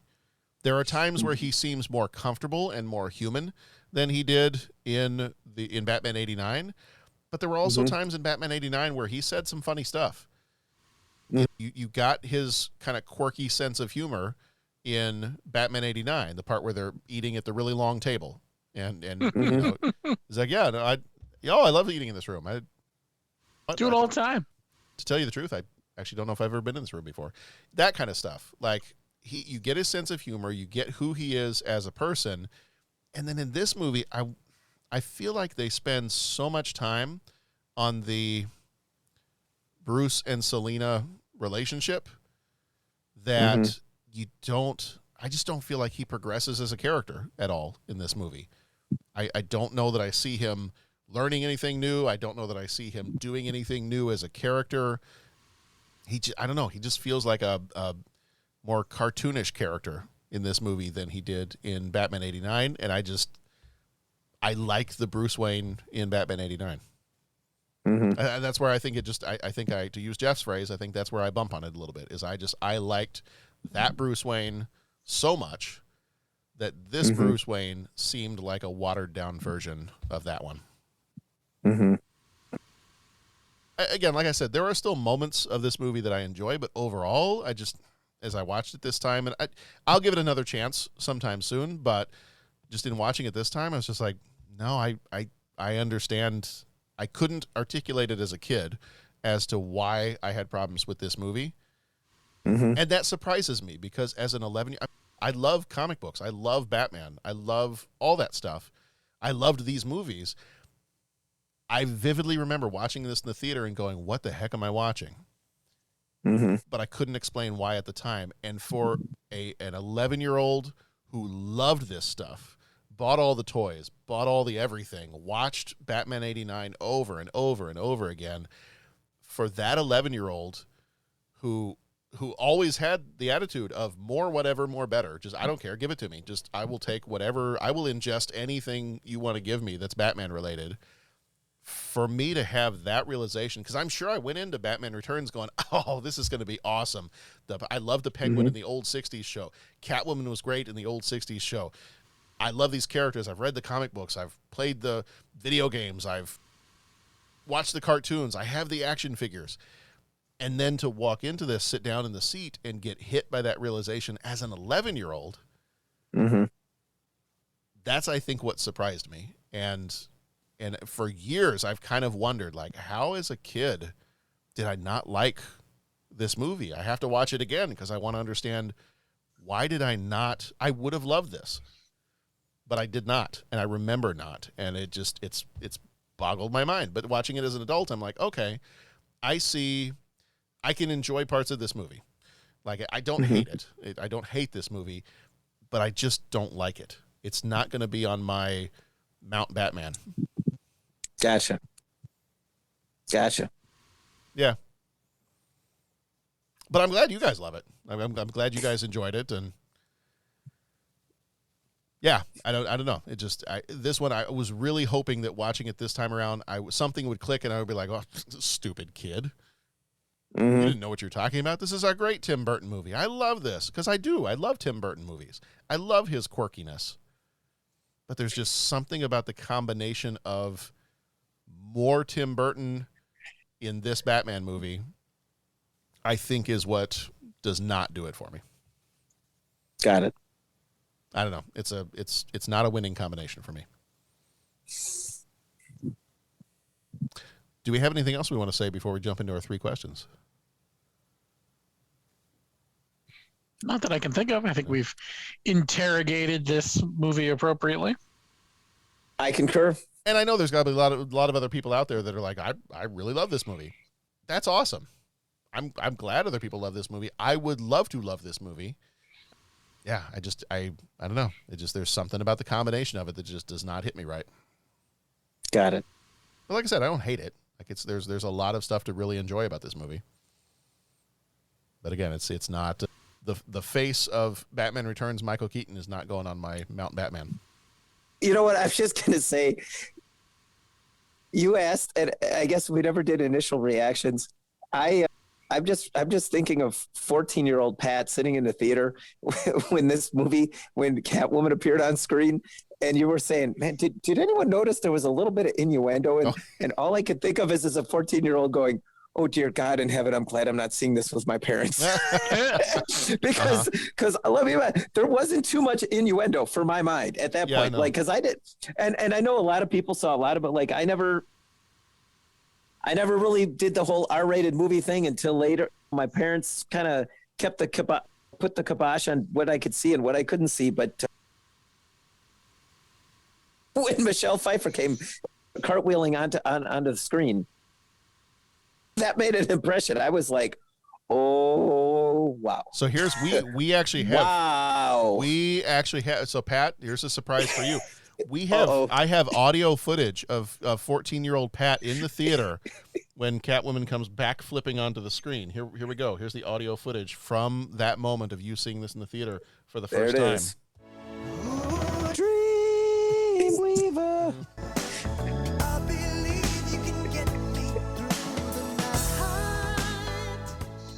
So clearly that was before your voice broke too. That was way before way before the voice breaking. So that put a little starch in my socks if you catch my drift. All right. The Batmobile is just cool. All right, sorry. It was cool. The Batmobile was cool. I always loved the Batmobile. That's my favorite design for the Batmobile. Oh, it's beautiful. All right. It's a work of art. 3 questions. He asks each traveler 5 questions. 3 questions. 3 questions. It's impossible to answer. Impossible because you don't know the answer. Nobody could answer that question. I want to ask you a bunch of questions. I want to have them answered immediately. What you just said is one of the most insanely idiotic things I have ever heard. At no point in your rambling, incoherent response were you even close to anything that could be considered a rational thought. Everyone in this room is now dumber for having listened to it. I award you no points, and may God have mercy on your soul. All right. First question. What would be a great new animal-based villain for Batman?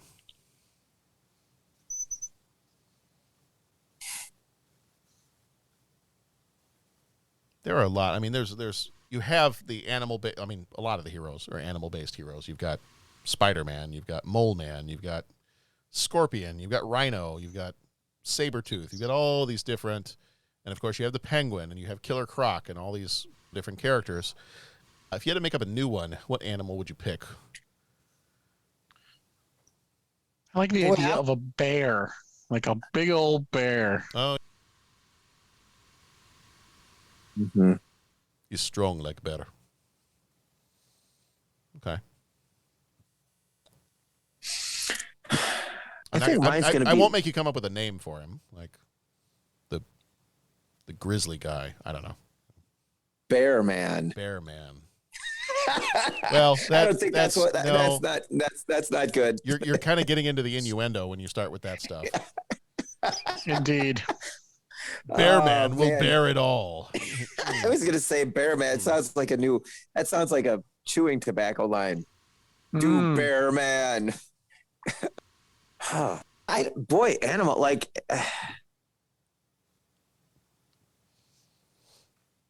Yeah, man. I don't know. Did Batman ever have to fight like another bat? Yeah, there was Man Bat. Was there Man Bat? Okay, yeah, see, Man Bat was kind of like he was like a werewolf kind of character. He would, when the full moon came out, he would turn into this giant bat. Do you remember like some of the early episodes of the animated series? There was the Man Bat. Yeah. So that was kind of the twist on it was they went the other way around. It was he actually transforms into a giant bat creature. Interesting. See, that's the thing. Everything I think I'd think of was probably in the comics or the whatevers at some point, and I'm just not aware of them. I don't know that I've got anything to bring to the table on this one, guys. I apologize. I would have an armored supervillain that just can't cross the street, and his name is Armadillo Man. Armadillo. Yeah. He just can't cross the street because he's going to get run over. You know what, though? That'd be pretty cool, like the Armadillo. And then, like, I mean, that would almost be like everything Batman tries, he can't get past the armor. His gadgets don't work on the Armadillo. Yeah, that'd be cool. And he's got, now their armor is not quite as strong, but he's got his Armadillo army. And they are also armored supervillains that can fight. There you go. Yeah. That's pretty cool. So I'm going with the Armadillo. Like it. Yeah, I like that. Although if I ask Siri to tell me the name of that, she's going to call it the armadillo. Ah, she always. That's cool. Have I ever told you that when I would ask directions to a Portillo's, Siri would, Portillos? Yeah, Siri would tell me getting directions to Portillo's. That's interesting. Yeah. Like it's not a Mexican restaurant, Siri. I have given myself over to the commercialization of the Amazon Alexa. Okay. And I have multiple generations of Alexa in my house. Yeah. The oldest generation is in my living room, and it cannot perform this feat that I am about to tell you. Right. But I have given my kitchen Alexa over to the voice of Samuel L. Jackson. Oh, nice. Oh, and let me tell you, done. boys, it's worth it sometimes. I gotta be honest with you. That is outstanding. It is everything you would hoped it would be, and you ask the man to set a timer, and he will give you the business before he sets that timer. That is awesome. Do you use it? Do you use it to grill outside, and you end up hearing this voice? Mm-hmm. This is a tasty burger. I will admit to having used the timer for several tests of the COVID-19 variety. Okay. So he's very used to timing me for 15 minutes. All right. That's awesome. Well, now I'm curious. I'm not gonna lie. I do enjoy it. Is it PG rated or no? Oh no. Okay. No. You might be able to ask it to be PG rated. Okay. I will admit to not having looked into that deeply because it didn't matter to me. Well, But right. I could see why that might for others. The only person in the house because most of the rest of our stuff upstairs is now Apple stuff. We have the HomePod minis and Sure. others. Sure. The only one that has kind of taken over all of the Alexas we have in the house is Nora. So, Yeah, so I'm like, that would be fun to test it out, but not on hers. No, maybe wait a couple of years and then roll it out after she's seen Pulp Fiction a couple times. While we're talking about voices, different types of voices on your home devices and things like that, there was a stretch of time where, back when you could get like the Garmin or the TomTom GPS things in your car, you buy the little standalone units and put it in your car. They were doing, was it TomTom? TomTom was doing James Earl Jones as Darth Vader, giving directions. And I was like, I do remember that. I think we had that. I'm like, I don't have one of these, but I feel like I need to buy one. God, I gotta ask Donna if we did that. Because we definitely did some stuff like that. I just can't, for the life of me, remember. Interesting. Very cool. You must turn around here. At the next light, take a left. Okay. Move the car out of the parking garage so that we can send a clear transmission. There you go. Yeah. That's when it can't connect. Instead of recalculating.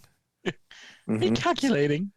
I can't tell you how many times I wanted to throw a recalculating GPS out the window. Recalculating. I'll recalculate you. Admiral, move the ship away from Lower Wacker Drive so we can send a clear transmission. I can't tell you how many times I've gotten lost on Lower Wacker just because the GPS cuts out. God. But anyway. Turn. No turn. There is no turn. I can't turn. It's a solid concrete wall. I can't turn. That's a wall. That's a wall. There's nothing I can do about this. That's a river. I'm not turning into a river. I'm going to be living in a van down in the river if I turn that way. Right. Anyway. All right. That's GPS stuff. So armadillo is what I'm going to choose. I like what you got. Army the armadillo. Army. There we go. The armadillo. His armor could be camouflage. Ooh. So not only is he armored, you can't see him. But his weakness is traffic. Well, yeah. Because you can't drive through any part of Texas without seeing a dead armadillo in the middle of the road. Yeah, they don't come across as very smart. That's for sure. They're not necessarily. I think this villain is going to be one of those brute force kind of villains. He's not a strategizer. Let's put it that way. No. All right. You have any other animals? I don't got anything. You don't got anything? I don't got anything. I love what you guys did. I like the the bear man and the armadillo. I like it a lot. I don't know if I've got anything. All right. That's fine. I've dropped the ball, man. I've dropped the ball. That's okay. You can pick it up with this one. What is one of your favorite Christmas memories, since this is a Christmas movie? What is one of your favorite Christmas memories? Oh, man. I got plenty of those. Bo, you want to get in there first? Oh, wow. Christmas memories. Let's see. Christmas memories. You know, I think it's going to be the first Christmas I spent with my wife, who was my then girlfriend. I was house sitting for my uncle. It was just the two of us after all the celebrations. Like we had just met a couple of months. So we each did our own family thing. Like we didn't go together. We hadn't really been together long enough to do that. But we met late on either Christmas Eve night or Christmas night. She's going to be better at remembering that, and I'm feeling bad that I don't, but that's not the point.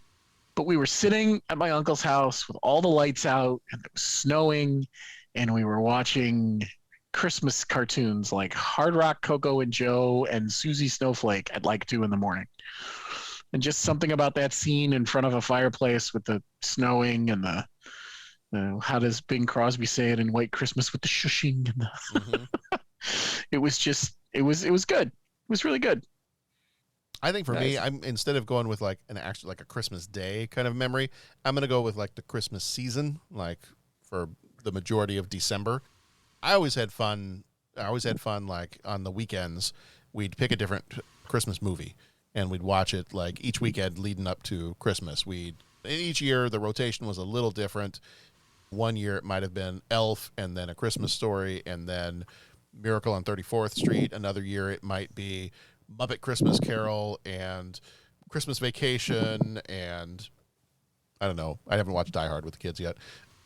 But, you know, we'd have a different rotation of Christmas movies, and I don't know. It's just that's one of the parts of December that I always look forward to, is bringing out the Christmas movies every year.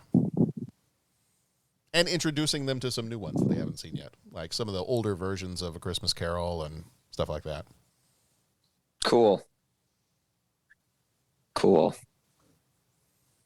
What about you, Pat? I'm trying to think, okay, how can should I do top 10? Should I do top 5? Like what Christmas? But I've got one, and it's actually Batman related. A number of years ago, we got my old gauge train board from my parents and put it up in our house so that the kids could start playing with it. And this was years and years ago. So Dominic could start and all this kind of thing. And I started to get back into the model railroading thing and all that. And so we're talking to Dominic, and one Christmas, Dominic, what do you want for Christmas? Oh, I'd like a train car. Really? What train car would you like? I'd like a Batman train car. A Batman train car. Okay. So then, of course, you go and you start looking, and it's like, my gosh, the sticker shock on the Batman train car. Mm-hmm. If you can find a Batman train car. So I'm like, you know what? I'll try to make my own. Okay. So I go over to the hobby place over in Mundelein. I don't know if you guys are familiar with that place right up on Ron's Hobbies. Love it, man. Love it. And so I'm in Ron's Hobbies, trying not to like spend my entire paycheck on all the models and everything in there. And so I go in and I'm like, okay, here's the deal.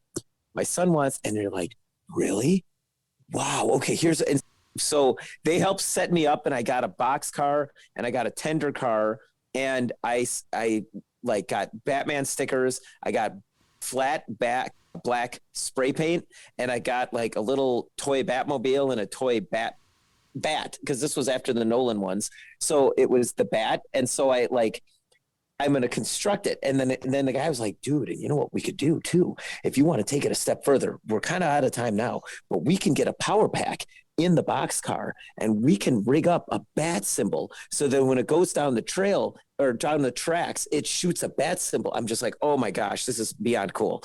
And so anyways, I'm getting the thing all set for Dominic, right? So I'm assembling it, and then it comes time it's got to be ready the next morning. So I get everything glued. So I've got to paint the thing, right?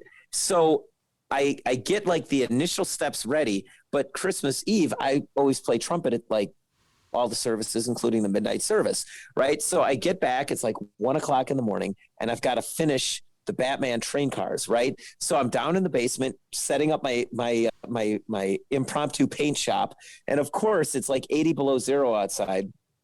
So I can't just open the window. I'm sitting there doing the spray paint.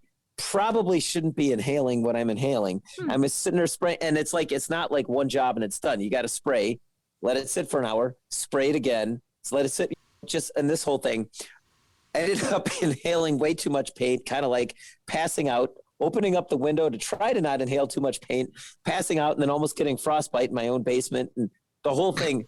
But luckily, everything got done. And by the time Dominic was up the next morning, we had the boxcar with the bat and the bat symbol. We had the tender with the Batmobile sitting on the top, all painted black, ready to rock on our train board. So that's my very nice Batman Christmas story. Nice. That's outstanding. It was fun. Quick advertisement for local businesses. And what is across the street from Ron's Hobbies in Mundelein? Is it Tony Cannoli? Yeah, it is. Oh, dude, I'm going to Mundelein tomorrow. Gentlemen, hit Ron's Hobbies. I went there. It was amazing. Yeah, Tony's doing a good thing over there, isn't he? I even told him about our podcast and that we were talking about them during the Godfather episode. They were very impressed. Leave the gun, take the cannoli. Mm-hmm. Yeah. I said, don't worry, man. I don't have a gun, so I will just take the cannoli. Take the cannoli. Thank you very much. Man, what great stuff is going on in Mundelein? Ron's Hobbies, Tony Cannoli. Mm-hmm. That's a fun little stretch of road.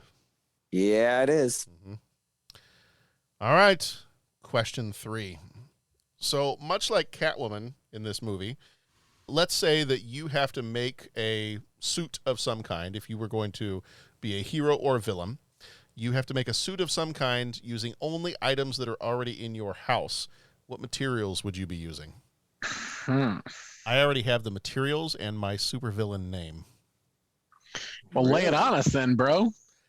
Sitting down here, actually up on the walls, you guys can't see it because it's behind where the computer is, and I had a friend who found a bunch of this in their workshop, like this house that they bought just a year or two ago. They found a bunch of this in the workshop behind the house, and so they donated it to me because they know I would be setting stuff up down here for podcasting stuff. So I have a bunch of soundproofing material, like these soundproofing panels that I can put either in the ceiling or the walls, or I might make a little panel that I can just slide in over here next to where I'm recording. And I've got some of the soundproofing stuff up here on the wall. So I've got a lot of soundproofing stuff. I'm going to create a supervillain whose name is the Silencer. And I'm going to use all my soundproofing material to make a costume, and it will be silent but deadly. Oh, jeez. That's what I'm going with. That's brutal but hysterical all at the same time. Thank you. It will be brutal. What do you guys got? Top that. I don't know if I could top that. And if one of you tells me, if one of you tells me you have a leather cat suit, I'm going to be just a little concerned. Only a little? That's interesting. What do you guys want to do next? Oh, well, if that's the case, I need a second to think. Bo, you go. Pat, do you have? Oh. I'm going to be. Hold on. Let me text Tammy a question real quick. Stuff around the house. You can tell I put a lot of thought into this one pre-pod, can't you? Bo, if you're thinking, like, in all seriousness, I was thinking I would cheat. Like, I'd probably just grab a bunch of motorcycle gear. You know what I'm saying? Oh, that's true. You've got all motorcycle stuff. I mean, I don't know if I actually have like a supervillain personality kind of like thing, but I mean, like, there's always supervillains like riding around on motorcycles and stuff. I mean, even if you look at like, what was the Tarantino movie with the murdered bride? Kill Bill. Kill Bill. Remember when she first shows up into Japan and like the guys are riding around with their motorcycles? I think they were Yamaha FC1s, but I could be way off on that. I doubt Please it. don't. Yeah, I don't think you're wrong. I'm just gonna say it. But remember, and they were playing the Green Hornet theme, and they rode around on the bikes, and they all had the swords stored on their bikes. I'm like, dude, that is so cool. And I got the bike and the swords. I think just put those together and ride around. Pat's just going to wear his motorcycle. Exactly. That's it. Yeah. Wouldn't you? And thinking of this movie, oddly enough, I do own a whip. It's upstairs. There it is. There you go. So I do have that. I could add that to the Silencer costume. The Silencer. Yeah. I would grab all of my old baseball gear and somehow figure out how to be. Maybe I'd call myself Evil Ruth or something, and my superpower is I have deadly aim with a bat and a ball, and I can clock you right in the head with it. There you go. That's outstanding. And for armor, I'd have like catcher's equipment or something. Yes. No. That's where I'm at. Because I do still have all very that cool. crap. That's awesome. I'm getting like Casey Jones vibes. You know what I'm Yeah, saying? there you go. There you go. I just want somebody to walk in and be like, well, I'm not wearing baseball pads. I don't use the bucket anymore. What makes Bucket? you so different from us? I'm not wearing a catcher's mitt. There you go. Man. You know what? That was actually something I did not mention when we were talking about the movie itself, is the times when Bruce and Batman use the Batman voice versus when he does not. Mm-hmm. Like there was a point in the movie where he's talking to Alfred. It's him in the Batmobile talking to Alfred on the Batmobile radio or phone or whatever, and he's doing the whole, well, Alfred, I've got to go do this, and he's using the whole Batman voice. And then there's later in the movie, he's talking to Alfred, and he's just like, yeah, Alfred, I don't know if I'm gonna do that or not, or I'm gonna. It's the Bruce Wayne voice. And I'm like, it always, and I'm not just picking on this movie. Whenever there's a movie or anything like that, and it's just Bruce and Alfred talking to each other, and he uses this voice, like, dude, what do you know? You obviously have learned well enough when to turn that voice on and off. I don't think you need to use it with Alfred. I think it's probably going to be okay. Like, it's not like you're not a method actor. You don't have to stay in character at all times. You've learned well enough when to do this and when not. So let's just, and I'm sure Alfred is like, look, Bruce, shut up. You either talk to me like a human being or you don't talk to me at all. No. All right. Do we have anything else for Batman Returns? Have we covered everything we need to cover? I think so, man. Okay. Other than just me going off for another hour about how awesome he is. Well, so the other fun and interesting thing we've got is in about 3 more years, we will be switching to a completely different actor for Batman. And again, a bit of a tonal shift in the movies as we look at Batman Forever. So, you know, if you're only here for when we talk about the Batman movies, come back in about 3 more years. In 2025, we'll be talking about Batman Forever. So I have things to say about that movie as well. Are you trying to get under my cape, Doctor? And what a grand pursuit you must be. Yeah, I've got stuff to say about that movie too. It has its fun moments as well, but we've got 3 years to prep ourselves for that one. Patience, oh bisected one. See, I'm already quoting the movie 3 years on. Okay, I gotta. There are plenty of times where my sister and I would use the line from that movie where, like, when we'd get upset with somebody, one of us would say something like, "Don't kill him. He won't learn nothing." So, but yes. Oh man, that's a fun one. Maybe we can get Val Kilmer to come on the podcast and talk. There you go. Talk for a bit about, because we've talked about him so much mowing his lawn that maybe we can get him on here. I don't know. More likely to sue us for talking about him so much. That's also true. That's also true. That could happen as well. You know what? Maybe we get his autograph that way. If he sends, there you go. If we get sent some court documents and he signs them, frame it now. Free autograph. Sign me up. I don't think that's quite how that works, but it's okay. No. All right. Well, you can follow us on social media. We are at 30 Podcast just about everywhere. 30podcast.com is our website, as we mentioned before at the top of the show. That is a great place to go to find all of our other episodes. We have 400 and whatever episodes there. So plenty of stuff. If you are going on a long trip somewhere and you need something to listen to, we have literally hundreds of hours of content for you to check out. If you want to join us on Patreon, again, any level of support there gets you access to the bonus episodes, and there's all kinds of other stuff that you can get into over there as well. We've got coming up our next few episodes here in the month of July. We have our Patreon episode is the Razzies of 1992, we'll be talking about Shining Through, The Bodyguard, Christopher Columbus, The Discovery, Final Analysis, and Newsies. We have 2 Patreon short episodes that are coming out in the month of July. Obi-Wan Kenobi, which actually would already be out by now. I think I did a quick 25 minutes or so covering all 6 episodes of that one. And then our other one is Thor Love and Thunder, which is going to be coming out at the beginning of July. And I'll have a little short, probably 15-minute or so review of that one in mid-July for our Patreon co-executive producers. Other episodes in the month of July. Next week, we are talking, this month is our Salute to Animals. So every one of our movies has something to do with an animal of some kind or has an animal in the title. This one was obviously Batman Returns.